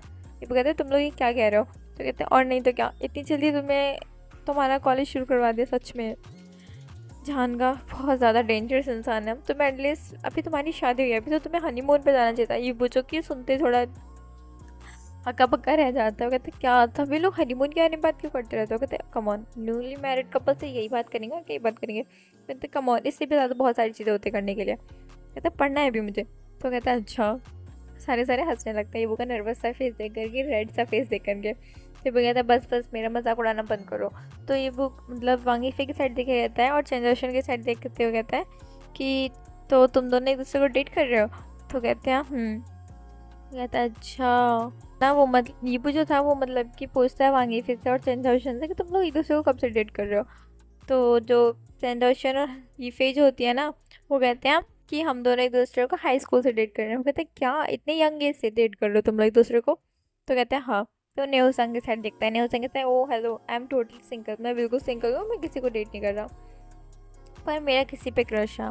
तो कहते हैं किस पे? कहते हैं है एक हमारे कॉलेज के प्रोफेसर, वो बहुत ज़्यादा हैंडसम है, बहुत ज़्यादा कूल है, मुझे वो बहुत अच्छे लगते हैं। फिर वो कहते हैं क्या तुम्हें तुम्हारे प्रोफेसर पे क्रश है? और प्रोफेसर तो कितने ओल्ड होते हैं। कहते नहीं वो ओल्ड नहीं है, वो हमसे कुछ ही साल बड़े होंगे, जैसे कि शाहजहान का है वैसे। तो कहते क्या इतना बड़ा भी कोई ऑफिस मतलब जो प्रोफेसर होते हैं क्या? तो कहता है वो तो हैं और यहाँ पे कुछ यंग प्रोफेसर्स हैं। कहता अच्छा। ये वो कहते वो भी ओल्ड में ही आते हैं। तो क्या अगर वो ओल्ड में आते तो तुमने शाहजहान से शादी क्यों की? ऐसा वो पूछ रहा होता है न्यूज़ से, मतलब स्मग के साथ, टीजिंग स्माइल के साथ। तो ये कहते हैं कुछ भी मत पूछो, ऐसे कहते चुपचाप से आके अपने डेस्क पे बैठ जाता है। फेंसिंग से बहुत ज़्यादा हंसी आ रही होती है।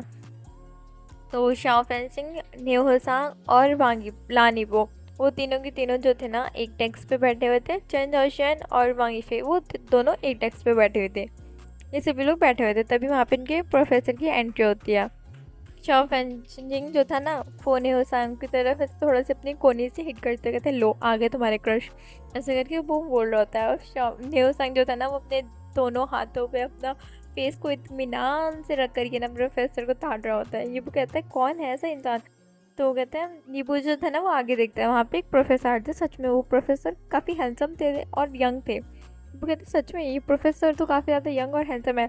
ये सुन करके ना वांगी फे जो कि लोग आगे डेस्क पे बैठी हुई थी, चेन जोशन और न्यू सांग और शाओ फेंसिंग चारों एक साथ नीबू की साइड देखते कहते हैं तुम किसी पे नजर नहीं रख सकते, तुम ऑलरेडी मैरिड हो। नीबू का मैं बस उनकी तारीफ कर रहा हूँ, तुम लोग मुझे टीज करना बंद करोगे बार बार। तो सारे हंसने लगते हैं। वहाँ पे हंसने का शोर सुन करके ना जो प्रोफेसर होते हैं उनकी नज़र सीधे इन लोगों पे आती है। तो चिल्ला के कहते हैं न्यू सांग।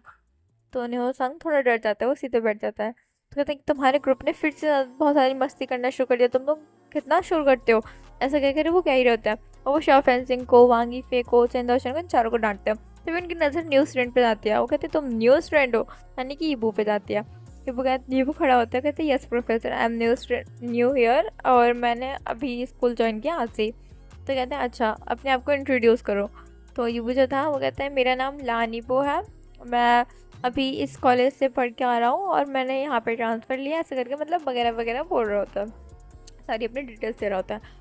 तो ईबू वही ऑब्वियसली शाओ फेंसिंग से वगैरह से रिलेटेड डिटेल्स नहीं देता है कि वो शाओजन का हस्बैंड है या जो भी है, वगैरह वगैरह नहीं बता रहा होता है ऐसा कुछ। वो बस थोड़ी सी बात बताया है कि मैं यहाँ से आया हूँ, मैं इतना पढ़ा हुआ हूँ, मैंने ये किया अभी तक और वगैरह वगैरह। ये स्कूल से कॉलेज मतलब कंप्लीट किया अपना स्कूल, इस कॉलेज से आ रहा हूँ अभी ट्रांसफ़र लेके, ये सब कुछ